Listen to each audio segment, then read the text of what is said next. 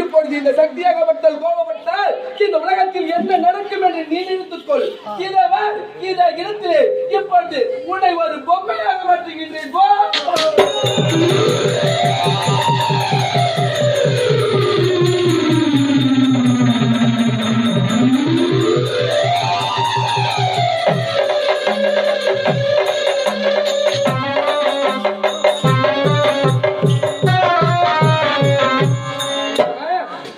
பார்த்தாயா, உன் இடதுபாகத்தில் உள்ள உமா பார்வதியாகப்பட்டவளை இடபாகத்தை விட்டு விலக வேண்டும் என்று சாபத்தை கொடுத்தாய். இப்பொழுது சக்தியாகப்பட்ட கோபத்திலே உலக மக்களுக்கு அனைவருக்கும் படிகளுக்கும் கட்டாக விலகக்கூடிய இந்த ஈசனாகப்பட்டவரை சிறிது பொம்மையாக மாற்றிவிட்டேன். இப்பொழுது பஞ்சாச்சரம் சொல்லக்கூடிய பெட்டியை வைத்து பூத கணங்களை வைத்து பொம்மையை நான் காத்து வருகின்றேன். பூத கணங்களே,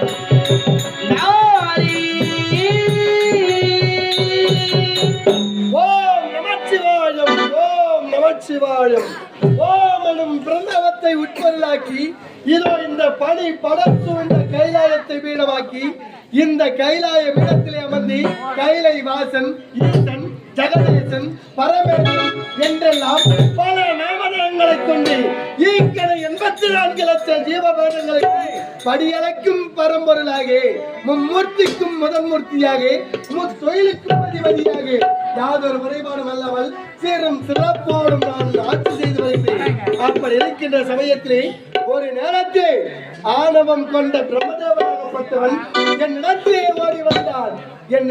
ஓடி வந்து என்ன உரைத்தான், ஈசா, மும்மூர்த்தியிலே முதன் மூர்த்தியாக நீங்கள் இருக்கின்றீர்கள். இனி முதற்கொண்டு நான் மும்மூர்த்திக்கும் முதன் மூர்த்தியாக இருக்க வேண்டும். அப்படி என்று கேட்ட சமயத்திலே ஆணவம் கொண்ட பிரம்மதேவனை பார்த்து இவனுடைய ஆணவத்தையும் கர்வத்தையும் அடக்க வேண்டும் என்றால் தகுந்த பாடத்தை கற்பிக்க வேண்டும் என்று என்னுடைய மனதிலே எண்ணத்தை கொண்டு, அடே பிரம்மா, மும்மூர்த்திக்கும் முதன்மூர்த்தியாக நீ இருக்க வேண்டும் என்றால் என்னுடைய சடமுடியை எவர் ஒருவர் கண்டு வருகின்றாரோ அவரே மும்மூர்த்திக்கும் முதன்மூர்த்தி என்று உரைத்தேன். அப்படி நான் உரைத்தவுடனே மனதிலே சிறிதளவும் தயக்கம் என்பதை இல்லாமல் என்னுடைய சடாபாரத்தை காண வேண்டும் என்று அவனுடைய அன்னப்பட்சியின் மீது அமர்ந்து பாடத்தை நோக்கி என்னுடைய சிரசை காண்பதற்கு மேல் நோக்கி சென்றான் பிரம்மதேவன். அப்படி அவன் செல்கின்ற சமயத்திலே என்னுடைய சிரமாகப்பட்டது இடைவிடாமல் வளர்ந்து கொண்டே சென்றது. அப்படி செல்ல செல்ல அவன் சென்ற அன்னப்பட்சி வாகனமாகப்பட்டது சிறிது அயற்சியானதாம். அது சமயத்திலே என்னுடைய சிரசிலே குடியிருந்த கங்கையானவள் என்ன செய்தால், என்னுடைய சிரசை அலங்கரித்துக் கொண்டிருந்த தாயம்பு இருக்கின்றது அல்லவா, அந்த தாயம்புவிலை தட்டி விளையாடுகின்ற சமயத்தில் ஒரு தாயம்புவாகப்பட்டது என்னுடைய சிரசில் இருந்து தவறி இந்த பூமியை நோக்கி வந்து கொண்டிருந்ததா. அப்படி வருகின்ற தாயம்புவிலை பார்த்தான் பிரம்மதேவன். அந்த தாயம்பு இடத்திலே கேள்விகளை கேட்டான். ஏ தாயம்புவே, நீ எங்கிருந்து வருகின்றாய் என்று பிரம்மதேவன் கேட்ட சமயத்திலே அந்த தாயம்பு என்ன உரைத்தது, நானோ ஈசனின் சிரசை அலங்கரிக்க கூடியவள், அந்த கங்கையானவள் என்னை தட்டி விளையாட அந்த சிரசில் இருந்து தவறி இந்த பூமியை நோக்கி நான் சென்று கொண்டிருக்கின்றேன். அப்படி என்று நினைத்தவுடனே பார்த்தான் பிரம்மதேவன். தாயம்புவே, அப்படியானால் பிரம்மதேவனின் சிரமாகப்பட்டது நான் காண வேண்டும் என்றால், அந்த ஈசனின் சிரத்தை நான் காண வேண்டும் என்றால் இன்னும் சிறிது தொலைவில் நான் இருக்கின்றதா, அதை நான் விரைவாக கண்டுவிடலாமா என்று பிரம்மன் கேட்ட சமயத்திலே, ஏதேது இத்தனை தூரமாக நான் வருவதற்குள்ளதாகவே 4 பிரம்மதேவர்கள் மாறிவிட்டார்கள். தற்போது நீங்கள் 5வது பிரம்மதேவர்கள். இனிமேல் உங்களால் அந்த ஈசனின் சடாமுடியை காண முடியாது என்று உரைத்து உடனே பார்த்தான் பிரம்மதேவன். அந்த தாயம்பு இடத்திலே ஒரு உதவியை கேட்டான். எப்படிப்பட்ட உதவி? தாயம்புவே, இந்த பிரம்மதேவனை போலவே எனக்கு முன்பதாக இருந்த பிரம்மதேவன் உங்களை படைத்திருப்பான் அல்லவா, அப்படி பார்க்கின்ற சமயத்திலே உன்னை படைக்கும் பிரம்மதேவனுக்காக நீ ஒரு பொய் வார்த்தை உரைக்க வேண்டும் என்று உரைத்தான் பிரம்மதேவன். தாயம்புவோ இசைந்தது. என்னவென்று உரைக்க வேண்டும் என்று கேட்ட சமயத்திலே ஈசனிடத்திலே இருவரும் செல்ல வேண்டும். அவர் கேட்கும் சமயத்திலே பிரம்மதேவர் தங்களுடைய உச்சி முடியை கண்டுவிட்டார், அப்படி என்று நீ உரைக்க வேண்டும் என்று உரைத்தவுடனே தாயம்புவோ ஒப்புக்கொண்டு இருவருமே என்னிடத்தில் ஓடி வந்தார்கள். ஓடி வந்து பிரம்மதேவன் என்ன உரைத்தான், ஈசா, உங்களுடைய சடாமுடியை நான் கண்டுவிட்டேன் என்று உரைத்தவுடனே யார் சாட்சி என்று கேட்டேன். இதோ அருகாமையில் இருக்கக்கூடிய தாயம்புவே சாட்சி என்று பிரம்மதேவன் உரைக்க, தாயம்புவே, பிரம்மதேவன் உரைப்பது உண்மைதானா என்று கேட்ட சமயத்திலே ஆமாம் சுவாமி என்று உரைத்தது. பிறந்தது கோபம். ஏ தாயம்புவே, எப்போது படைத்த பிரம்மதேவனுக்காக இப்பேற்பட்ட பொய் வார்த்தை உரைத்தாயோ, மலர்களிலே மிகுந்த நறுமணம் வீசக்கூடிய நீ இன்று முதல் எந்த ஒரு பெண்களும் உன்னை தலையிலே சூடாதவாறு உனக்கு சாபத்தை கொடுக்கின்றேன். அப்படி என்ற சாபத்தை கொடுத்து, அது மட்டுமல்லாமல் நீ இருக்கக்கூடிய இடத்திலே கருநாகம் குடியிருக்க வேண்டும் என்ற சாபத்தை கொடுத்தேன். அது மட்டுமல்லாமல் பார்த்தேன் பிரம்மதேவனை. அதே பிரம்மா மும்மூர்த்தியில் ஒரு மூர்த்தியாக நீ இருந்த சமயத்திலும் எப்பொழுது மும்மூர்த்தியிலே முதன் மூர்த்தியாக வேண்டும் என்ற ஆசையிலே பொய் வார்த்தை உரைத்து தாயம்புவை அழைத்து வந்தாயோ, உனக்கான சாபம். இந்த உலகத்திலே இந்த பிரம்மனுக்கென தனித்ததொரு ஆலயங்களே இல்லாமல் போக வேண்டும், அப்படி என்ற சாபத்தை கொடுத்தேன். அன்று நான் கொடுத்த சாபத்தின் பலனாகத்தான் இன்றளவும் இந்த பாராய பிரபஞ்சத்திலே பிரம்மனுக்கென தனித்ததொரு ஆலயமே கிடையாது.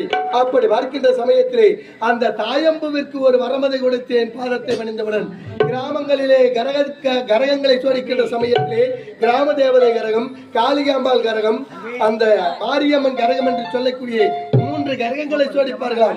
அப்படி செய்கின்ற சமயத்திலே காளிகாம்பாள் கிரகத்தை உடைக்கொண்டு சோடிக்க வேண்டும் என்று அந்த தாயம்புவிற்கு வரவதை கொடுத்திருக்கு. இந்நாள் வரைக்கும் எந்த ஒரு ஜீவ வேதங்களுக்கும் சிறிதளவும் குறைபாடு என்பதை அல்லாமல் முழுமையாக படியளந்து முடித்த பிறகும் படியளக்க செல்வதற்கு முன்பதாகவும் என் உமையவள் பார்வதாவை சென்று சந்திப்பது வழக்கம் அல்லவா.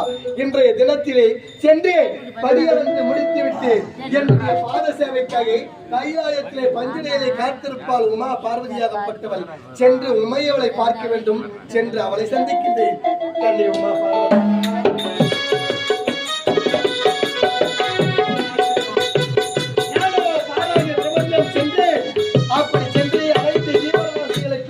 யாதொரு விரைவானம் அல்லாமல் முழுமையாக படியளந்து முடித்த பிறகு என் உமையவளை சந்திக்கணும் என்று ஓடி வருகின்ற சமயத்திலே வழிமேல் விடி வைத்து எனக்காகவுமா பார்வதா காத்துக் கொண்டிருப்பாள் என்று பார்த்தால் இதுவரைக்கும் காணவில்லை.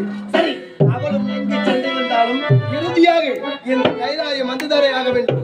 வருகின்ற வரைக்கும் பஞ்சனையில் அமர்ந்து பார்வதாவிற்காக காத்திருக்கின்றேன்.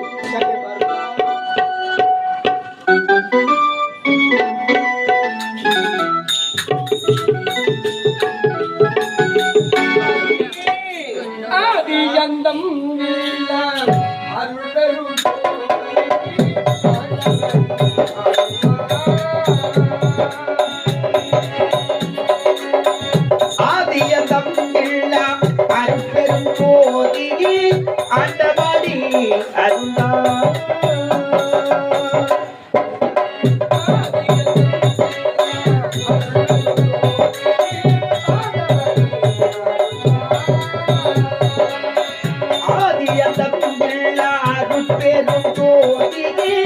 ஆட்டவாடி அருள்வா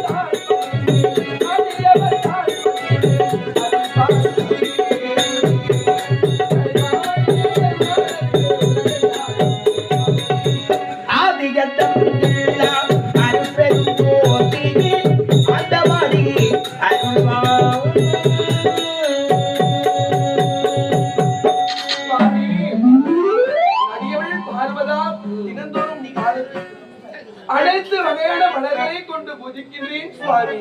சுவாமி அம்பலத்தில் ஆடுகின்ற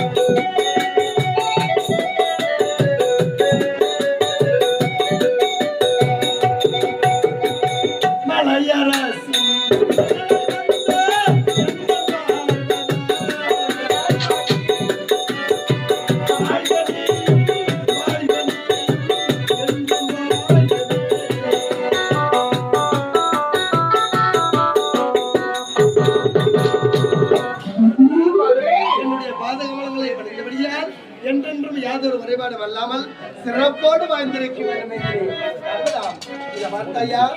தினமும் இந்த பஞ்சிலை நாடி ஓடி வருகின்ற சமயத்தில் என்னுடைய பாத சேவைக்காக நீ காத்திருப்பது வரைக்கும் பாதத்தை பணிவது வழக்கம். ஆனால் உன்னுடைய தோற்றத்தை பார்த்தால், உன்னுடைய முகத்தை பார்த்தால் எப்பொழுதுமே அன்று மலர்ந்த செந்தாமரை போலவே காட்சியளிக்கும் அல்லவா?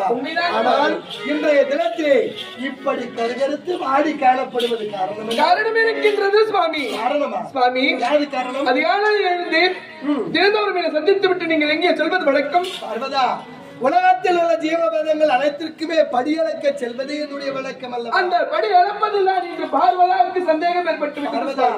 நான் படி அளப்பதன் மீது உனக்கு சந்தேகமா? உண்மைதான் சுவாமி. என்னவென்று உனக்கு சந்தேகம்? நீங்கள் இந்த தினத்தில் அனைத்து ஜீவராசிகளுக்கும் படி அளந்தீர்களா அல்லது அளக்கவில்லை என்று நான் இப்பொழுது எனக்கு சந்தேகம்.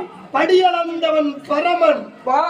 எந்த ஒரு ஜீவராசிக்கும் சிறிதளவும் குறைபாடு என்பதை அல்லாமல் முழுமையாக படியளந்து முடித்தவரை நான் உனைவென்று சந்திக்கின்றேன். ஜீவராசிகளுக்கும் சரியாக படி அளந்தது என்று உரைக்கிறீர்களே, இன்று தினத்திலே ஒரு ஜீவராசிக்கு நீங்கள் படி அளக்கவில்லை என்று பார்வதா இருக்கின்றேன் சுவாமி. சந்தேகம் கொள்ள காரணம் காரணம் இருக்கின்றது. இதோ இருக்கின்றது பார்த்தீர்களா, ஒரு பேடியாகப்பட்டது. இந்த பேடை ஒரு நிமிடம் கூட என் கரத்தை விட்டு அகலாத பேடியாகப்பட்டது. இந்த பேடைக்குள் ஒரு சிறிய ஜீவனை அழைத்து வைத்திருக்கின்றேன். இந்த சிறிய ஜீவனுக்கும் நீங்கள் படி அளந்தீர்கள் அளக்கவில்லையா என்று நான் இப்பொழுது எனக்கு சந்தேகமே. சபாஷ் பார்வதா, உன்னுடைய சந்தேகம் நியாயமானது. கரத்திலே ஒரு தங்க பேழையை வைத்திருக்கின்றாய். அந்த பேழையாகப்பட்டது ஒரு நிமிடம் கூட உன்னுடைய கரத்தை விட்டு அகலாமல் இருக்கிறது. உலகத்தில் உள்ள அனைத்து ஜீவராசிகளுக்கும் நான் படி அளந்து இருந்தாலும் உன்னுடைய கரத்தை விட்டு அகலாமல் இருக்கக்கூடிய அந்த ஒரு ஜீவனுக்கு நான் படி அளந்தேனோ இல்லையோ என்பது உன்னுடைய சந்தேகம் அல்லவா? ஆனால் பார்வதா, அந்த சிறிய ஜீவனுக்கும் நான் படி அளந்து வெகு நேரமாகிவிட்டது. என்னது? இந்த சிறிய ஜீவனுக்கும் நீங்கள் படி அளந்து விட்டீர்கள்? உண்மைதான். உண்மையாகவா? உண்மையாக. நிச்சயமாகவா? நிச்சயமாக. சத்தியமாகவா? சுவாமி, தீர வேண்டும் என்றால் அப்படியாகட்டும் சுவாமி. உங்கள் கண்முன்பதாக இந்த பேரையை திறந்து பார்க்கின்றேன். யார் உண்மை யார் பொய் என்று. சுவாமி,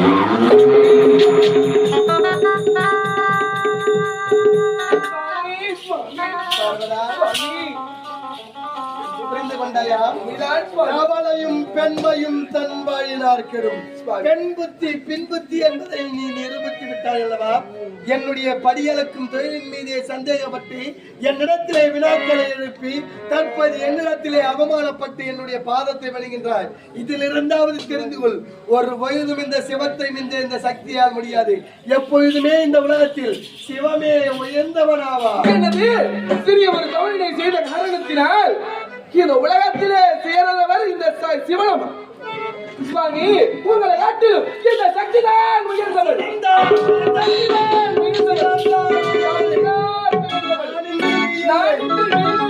ஆணின்றி பெண்ணில்லை, ஆணின்றி சக்தி அனைத்தும் சிவமயம். உலகம் அனைத்தும் சக்திமயம்.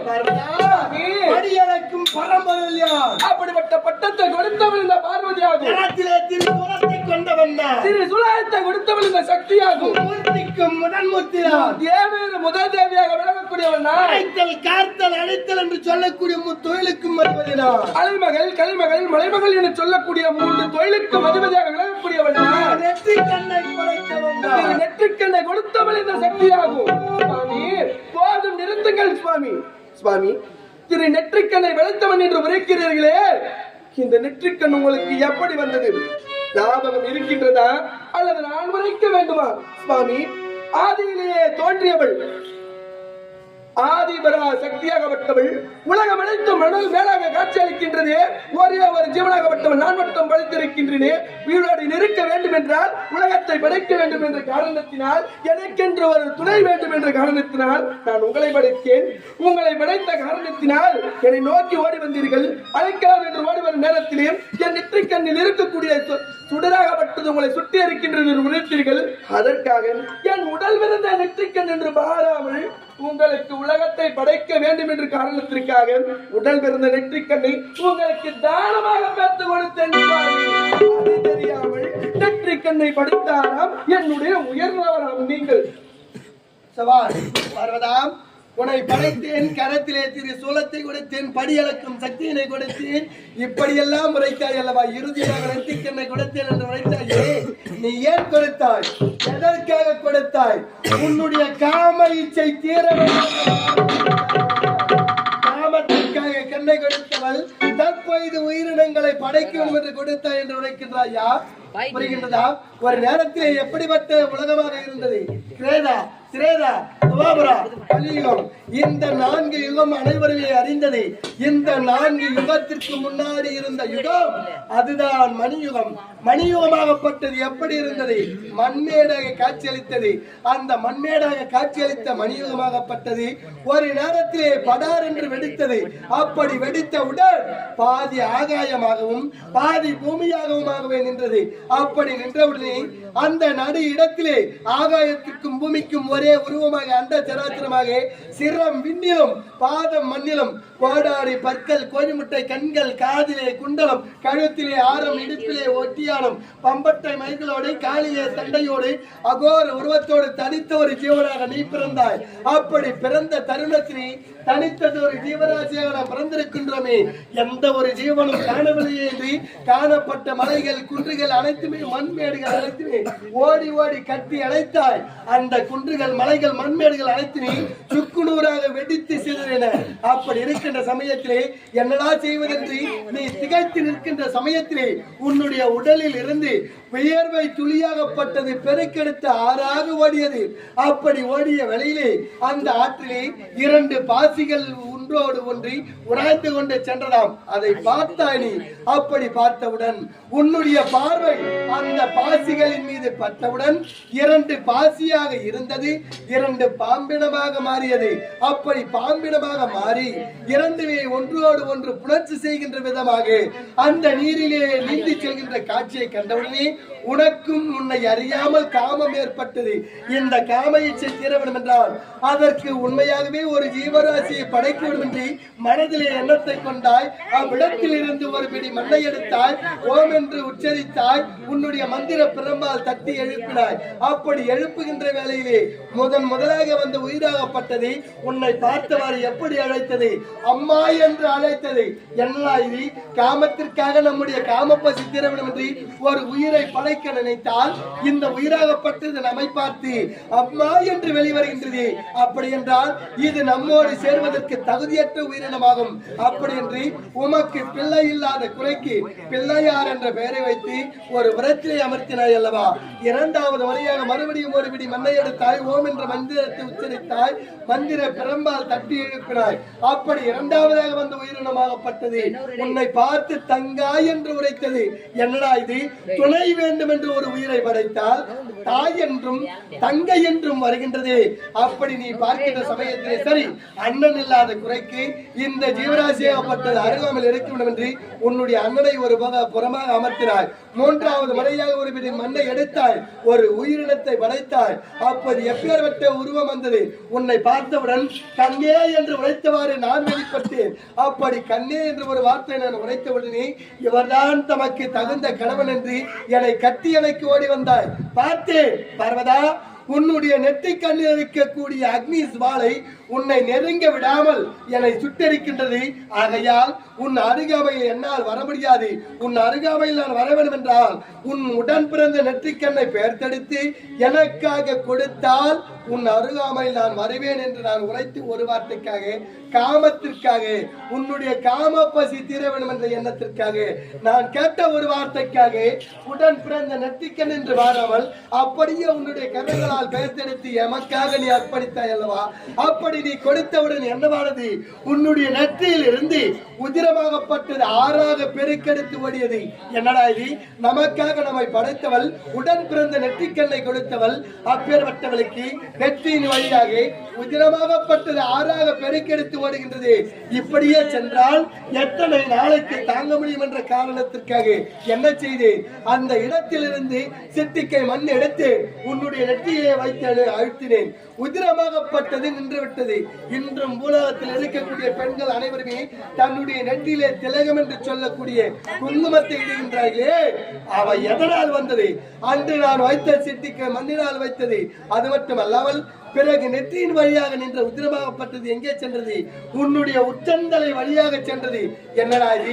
நெற்றியின் வழியாக நின்ற உதிரமாகப்பட்டது தற்போது உச்சந்தலை வழியாக செல்கின்றது. இந்த உதிரமாகப்பட்டது நிற்க வேண்டும் என்றால் என்னுடைய உள்ளங்கரத்தை உன்னுடைய சிரசின் மீது வைத்தேன். அப்பொழுது உதிரமாகப்பட்டது நின்றது. இன்றும் பூலோக குழந்தைகள் எந்த ஒரு ஜீவராசி பிறந்தாலும் சிரசிலே உச்சி என்று விளங்குகின்றதே, அது எதனால் வந்தது? அன்று என்னுடைய கரத்தை வைத்ததால் வந்தது. பிறகு முட்டி மோதிய உதிரம் எங்கே சென்றது? உன்னுடைய யோனியின் வழியாக சென்றது. என்னடா இது? ஒரு பெண்மகளுக்கு யோனியின் வழியாக உதிரமாகப்பட்டது செல்கின்றது. அதை நம்மால் தொட முடியாது. அப்படி என்ற காரணத்திற்காக அந்த உதிரம் நிற்க வேண்டும் என்ற காரணத்திற்காக ஒரு சாபத்தை கொடுத்தேன். எப்படிப்பட்ட சாபம்? இந்த உதிரமாகப்பட்டது மாதத்திற்கு ஒரு முறை மாதவிடாயாக போக வேண்டும் அப்படி என்ற சாபத்தை கொடுத்தேன். அந்த சாபத்தின் பலனாகத்தான் இன்றளவிலும் பூலோக பெண்கள் மாதத்திலே 3 நாட்கள், 5 நாட்கள், 7 நாட்கள் என்று மாதவிடாய் செல்கின்றனர். வருகின்றார்கள். எதனால்? அன்று நான் கொடுத்த சாபத்தால். இவை அனைத்தும் நேர்ந்தது யாரால்? உன்னால். அப்பேற்பட்ட பெண் குலத்திற்கு இழுக்கை தேடி கொடுத்தவள் நீ, காமத்திற்காக கண்ணை கொடுத்தவள் நீ. அப்படி பார்க்கின்ற சமயத்திலே இந்த சிவத்தை காட்டிலும் நீ உயர்ந்தவளா? எப்பொழுதுமே இந்த சிவமே உயர்ந்தவளா? சுவாமி, அனைத்தும் உரைத்துவிட்டால் எனது மீது தப்பு என்று ஒன்றுமே கிடையாது. ஏனென்றால் அடிமையிலே பிறந்து உலகத்தை படைக்க வேண்டும் என்று உங்களை படைத்தேன். நெற்றி கண்ணை சூலம் என சொல்லக்கூடிய அனைத்து பொருள்களை கொடுத்தேன். உலகமாகப்பட்டது என்னால் இங்கே கொண்டிருக்கின்றது. அதை காட்டிலும் இந்த சக்திதான் உயர்ந்தவள். சக்திதான் பிறகு நீ கொடுத்த நெற்றிக்கண்ணை வைத்து உன்னையே எரித்தேன். உன்னை அந்த சாம்பலை கொண்டு 3 பாகமாக பிரித்து 3 சக்திகளாக பிரித்து இச்சா சக்தி, கிரியா சக்தி, ஞானா சக்தி என்று பிரித்து அலைமகள், கலைமகள், மலைமகள் என்று 3 பெண்களை எழுப்பி மும்மூர்த்திகள் திருமணம் செய்து கொண்டோம். அது மட்டுமல்லாமல் நீயா எப்படிப்பட்டவள்? ஒரு பெண்ணாக பிறந்தவள். ஒரு பெண்ணாக பிறந்தவள் எப்போதுமே ஒரு ஆணுக்கு கட்டுப்பட்டவள் ஆவாள். அப்படி பார்க்கின்ற சமயத்தில் ஆண்மையாகப்பட்ட சிவமே உயர்ந்தவள் ஆவாள். என்றென்றும் பெண்கள் அனைவரும் ஆணுக்கு அடிமையாக இருக்க வேண்டுமா? கிடையவே கிடையாது. ஏனென்றால் இந்த உலகத்தில் பெண்மை இல்லை என்றால் எதுவுமே இயங்காது. அந்த காரணத்தினால் என்றென்றோ பெண்கள் தான் உயர்ந்தவர்கள், ஆடவர்கள் அனைவரும் தாழ்ந்தவர்கள் தான். சுவாமி, இந்த உலகம் எப்படி இயங்கிக் கொண்டிருக்கின்றது? ஓம் நமச்சிவாயம், ஓம் நமச்சிவாயம் என்று சிவமயமாக இயங்கிக் கொண்டிருக்கின்றது. அப்படி வருகின்ற சமயத்திலே சிவமயமாக இருக்கக்கூடிய இந்த சிவமே உயர்ந்தவனாவான். என்னது? உலகம் அனைத்தும் சிவமயமாக இருக்கின்றதா? கிடையவே கிடையாது. ஒரு நாடு வரும் மக்கள் அனைவரும் ஆலயத்தில் இருக்கும் உங்களை தரிசிக்கும் பொழுது அனைத்து மக்களும் என்னை பார்த்து என்ன உரைக்கின்றார்? உங்களை பார்த்து அம்மை அப்பை என்றுதான் உரைப்பார்கள். யாருமே அப்பன் அம்மை என்று உரைக்க மாட்டார்கள். அதை காட்டிலும் இந்த மக்களே புரிந்து கொண்டார்கள். தாய்மைதான் முன்பதாக, தந்தைதான் பின்பதாக என்று சொல்லக்கூடியது. அதை காட்டிலும் இந்த சக்திதான் உயர்ந்தவள். என்னுடைய பக்தர்கள் ஓடி வந்து என்னை துதிக்கின்ற சமயத்திலே அம்மை அப்பனே என்றுதான் என்னை வணங்குவார்கள். அப்படி பார்க்கின்ற சமயத்திலே அம்மை என்று உன்னை முன்வைத்ததால் நீயே உயர்ந்தவள் என்று உரைக்கின்றாயா? பெயரை எப்படி வேண்டுமானாலும் உரைக்கலாம். ஏன்? என் உடன் இருக்கக்கூடிய சக்தியானவள் உன்னை மட்டும் சக்தி என்று உரைக்க முடியாது. இந்த உலகத்தில் தீய சக்திகள், நல்ல சக்திகள் எத்தனையோ இருந்தாலும் சிவ சக்தி என்று இந்த சிவத்தை முன்வைத்து உன்னை குறிப்பிட்டால் மட்டுமே அது உன்னை குறிக்கும். பெயரை எப்படி வேண்டுமானாலும் உரைக்கலாம். அப்படி என்றால் இந்த சிவமே உயர்ந்தவனாவான். சுவாமி, பெயரை எப்படி வேணாலும் உரைக்கலாம் அல்லவா? சுவாமி, உலகத்தை படைத்தவள் நான் என்று உரைக்கின்றேன், இதை தாழ்ந்தவள் என்று உரைக்கிறீர்கள். அதெல்லாம் போகட்டும்.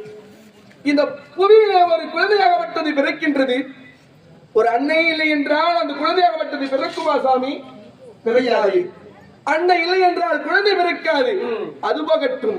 அந்த குழந்தையாகப்பட்டது பிறந்தவுடனே என்ன உரைக்கின்றது? அம்மா என்றுதான் உரைக்கின்றது தவிர அம்மா என்று உரைக்காது. அதை காட்டிலும் இந்த சக்திதான் உயர்ந்தவள். பிறக்கின்ற குழந்தை பச்சிலை குழந்தை, யாரும் அறியாத குழந்தை அல்லவா? அது வளர்ந்து வருகின்ற சமயத்திலே முதலாக அதனுடைய வாயிலிருந்து வரக்கூடிய வார்த்தை அம்மா என்ற தாயை தான் குறிப்பிட்டு வரும். ஆனால் அந்த குழந்தையே பிறக்க வேண்டும் என்றாலும் ஒரு ஆணின் துணை இல்லாமல் எந்த ஒரு பெண்களுமே ஒரு குழந்தையை தனித்த முறையிலே ஈன்றெடுத்துக் கொள்ள முடியாது. ஒரு பெண்மகளாக பிறந்து விட்டால் பிறந்த நாள் முதல் இறக்கின்ற நாள் வரைக்கும் ஏதோ ஒரு நேரத்தில் ஏதோ ஒரு சூழ்நிலையிலே ஆடவனின் துணை என்பது தேவைப்படுகின்றது. அப்படி வாழ்க்கின்ற சமயத்திலே இந்த சிவமே உயர்ந்தவன், இந்த சிவமே உயர்ந்தவன் என்றென்றும் ஒப்புக்கொள்ளவே முடியாது.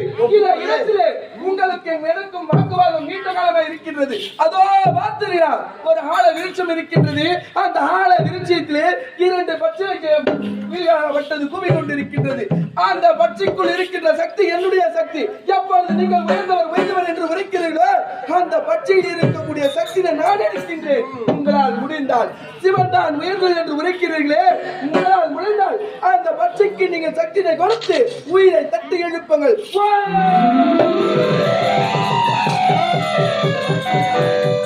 சிவம் உயர்ந்ததா சக்தி உயர்ந்தது என்று நம் இருவருக்கும் இடையே இருக்கக்கூடிய போட்டியிலே கேவலம் ஆயிலா ஜீவன் அந்த பறவை இனங்களை ஏன் சித்திரவதை செய்கின்றார்?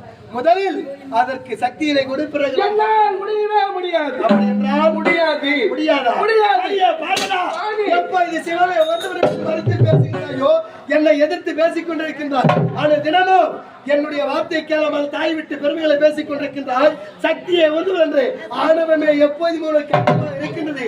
எப்போது பார்த்தாலும் சிவம் முயன்றதா சக்தி வந்ததா என்று சண்டை இந்த சமயத்திலே ஒவ்வொரு முறையும் என்னுடைய இடபாகத்தை விட்டு பிரிந்து செல்வது வரைக்கும். அதே போல இன்றைய தினத்திலே உனக்கு நான் சாபத்தை கொடுக்கிறேன். என்னுடைய இடபாகத்தை விட்டு பிரிந்து செல்ல வேண்டும். அகோர உருவம் கொண்டு இந்த பாராய பிரபஞ்சத்திலே நீ அலைந்து திரிய வேண்டும். கொடுத்து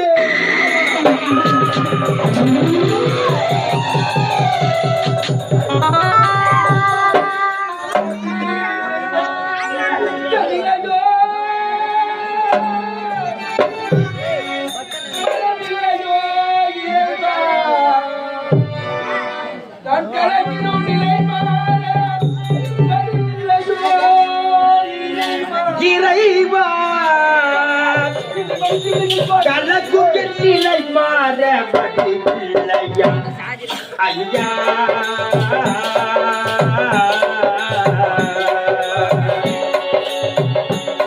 ஐயா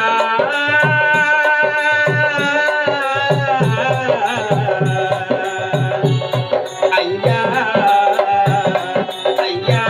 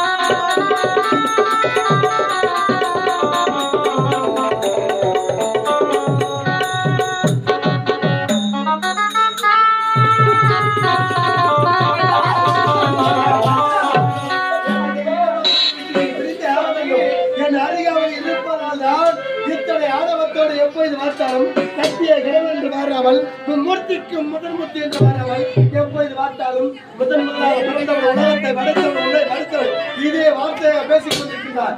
இனி முதல் கொண்டு உனக்கு இடபாகத்தை நான் கொடுப்பதாக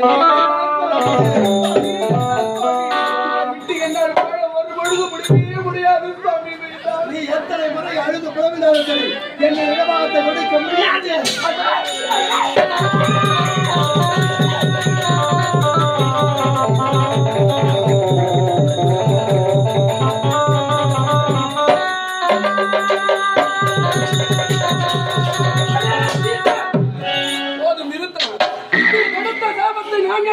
வருகின்றேன்.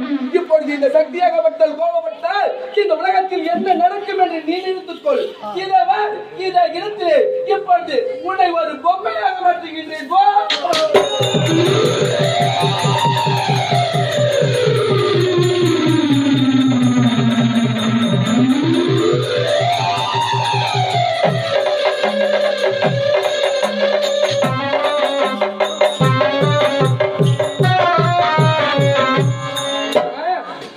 பார்த்தாயா, உன் இடதுபாகத்தில் உள்ள உமா பார்வதியாகப்பட்டவளை இடபாகத்தை விட்டு விலக வேண்டும் என்று சாபத்தை கொடுத்தாய்.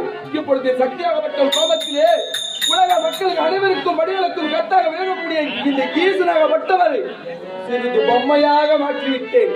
இப்பொழுது பஞ்சாச்சரம் சொல்லக்கூடிய பெட்டியை வைத்து பூத கணங்களை வைத்து பொம்மையை நான் காத்து வருகின்றேன். பூத கணங்களே